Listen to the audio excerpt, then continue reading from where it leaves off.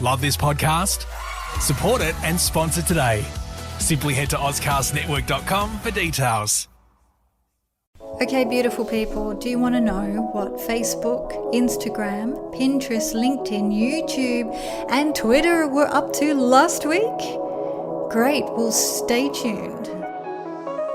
Hello and welcome to the second edition of #CariaSocial, which is a weekly update of what's happening with social media, so you're up to date with the latest and greatest tools you can use for social media. Did I mention it's for social media? Now this is ideal for marketeers, business owners, entrepreneurs, or anyone with an interest about posting on social media.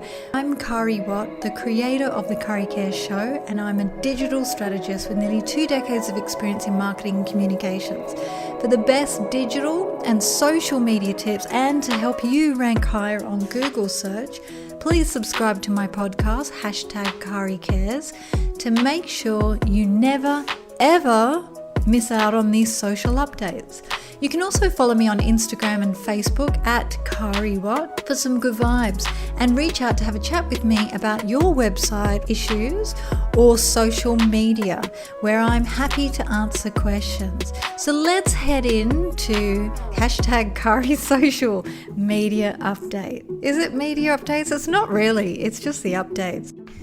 First, I want to talk about an app, and I'm not endorsed by this app at all, but because, of COVID-19 and, being at home, social distancing, not being able to work, all of that, people are using Zoom more. Now, there's a great free tool called ZMURL. I don't know how to really say it, but I'll put a link in the post below, or I'll put the URL there.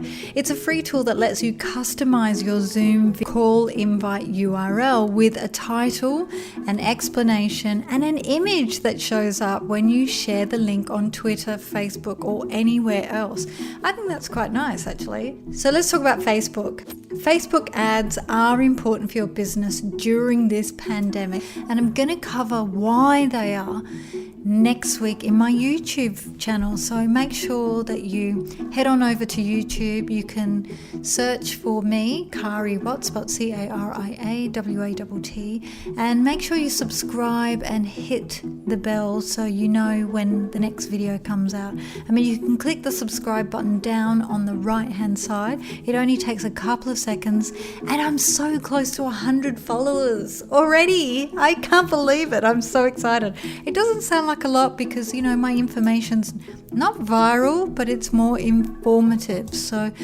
And thank you if you are a follower. I really super appreciate it. So Facebook has added a quiet mode to its app to make it less stressful as part of a wider response to the coronavirus pandemic. And it's, basically it's to improve the well-being of users. I mean, the quiet mode turns off notifications from the mobile app and can be turned on manually or at certain times a day.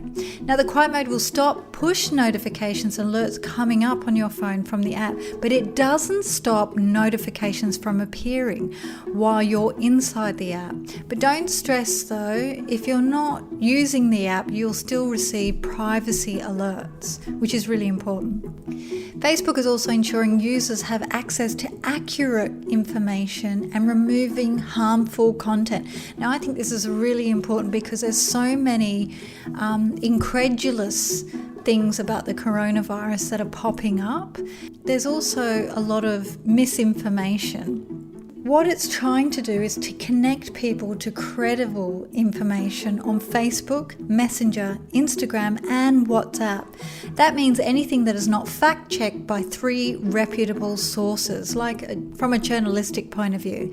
Now, Facebook are now investing $100 million in the news industry and supporting fact checkers, which I think is really good. They're also banning ads and commerce sites for medical face masks, hand sanitizer, disinfecting wipes, and COVID-19 test kits, which is also good because seriously, how do you know that these things have been checked or actually doing what they say they're doing? And monetizing for those sort of things at the moment, I think it's really poor form. Let's talk about Instagram. Now, Instagram has expanded user access to Instagram direct messages by the web version of the app, letting you interact with your Instagram DMs via desktop. Yay! Because seriously, don't you think it was getting hard to send DMs to so many people contacting you on Instagram? It's so much easier to type on your laptop, isn't it? It's faster. I don't know about you, but my thumbs were getting a good workout because I get quite a few DMs asking me about my social media playbook course or about SEO or, website technical audit. Anyway, let's talk about Pinterest. Now, Pinterest is adding a new shop option to your Pinterest boards, which will enable you to put buyable product recommendations based on the pins you've added to your collection.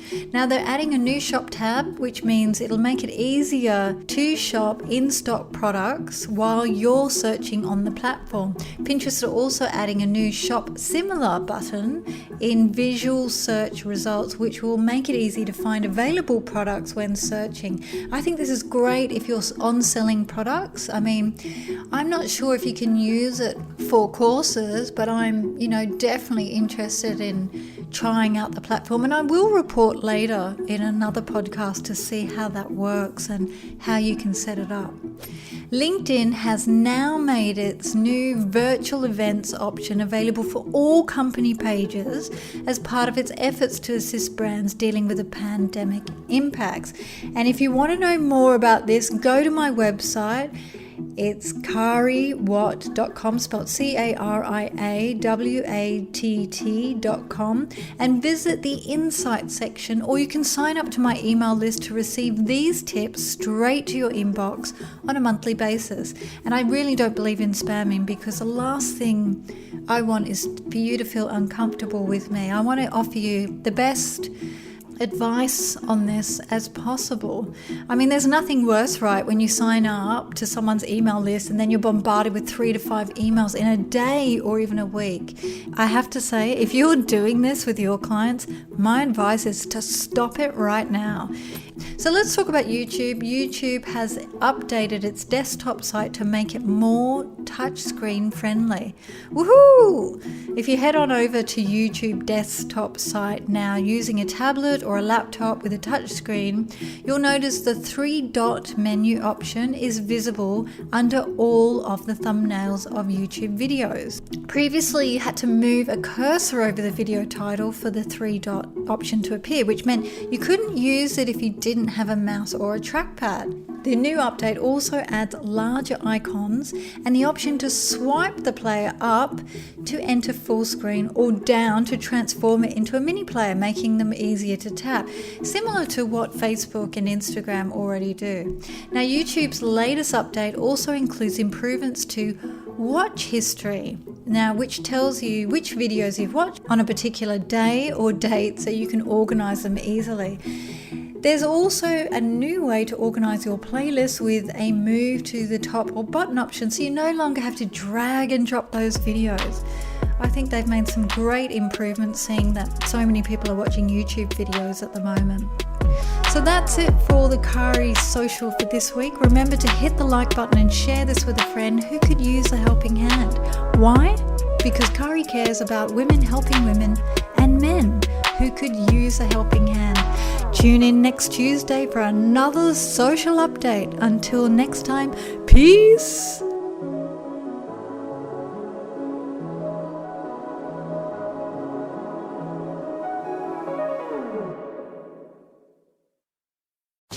Love this podcast? Support it and sponsor today. Simply head to AuscastNetwork.com for details.